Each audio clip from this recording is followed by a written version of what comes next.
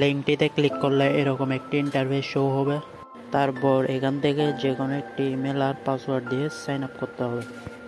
Email আর same password দুইবার দিবেন। তারপর সাইন আপে ক্লিক করে সাইন আপ করবেন। তারপর এরকম ইন্টারফেস শো করবে। যে ইমেল আর পাসওয়ার্ড দিয়ে অ্যাকাউন্ট ক্রিয়েট করছেন সেই ইমেল আর পাসওয়ার্ড দিয়ে লগ ইনে ক্লিক করবেন।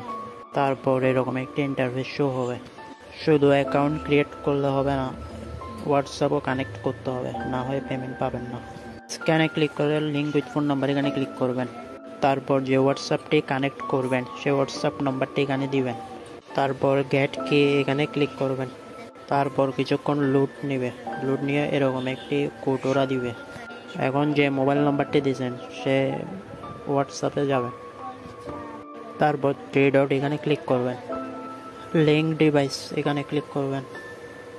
তারপর লিঙ্ক অ্যাড ডিভাইস ক্লিক করে ইউজ মোবাইল ডাটা, তারপর আবার এখানে ক্লিক করে তারপর যে কোডটি দেওয়া হয়েছে সেটি এখান থেকে দেখে বসাবেন।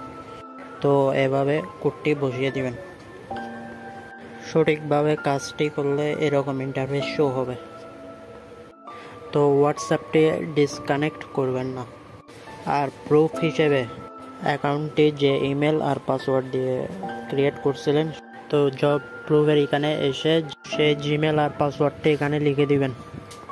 তো এভাবে কাজটি করবেন। আর হোয়াটসঅ্যাপ অবশ্যই কানেক্ট করতে হবে, না হয় পেমেন্ট দিব না। কাজটি সঠিকভাবে করলে 100% পেমেন্ট পাবেন। যে হোয়াটসঅ্যাপটি কানেক্ট করবেন সেটি 48 ঘন্টার জন্য রেখে দিতে হবে, মানে ডিসকানেক্ট করবেন না। 48 ঘন্টা পর ডিসকানেক্ট করতে পারবেন, সমস্যা নেই, কিন্তু 48 ঘন্টার ভিতরে ডিসকানেক্ট করলে পেমেন্ট পাবেন না। কাজটা আবারও বুঝিয়ে দিচ্ছি। প্রথমে অ্যাকাউন্ট করবেন, তারপর হোয়াটসঅ্যাপ কানেক্ট করবেন, আর হোয়াটসঅ্যাপটি 48 ঘন্টার জন্য ডিসকানেক্ট করবেন না। ডান।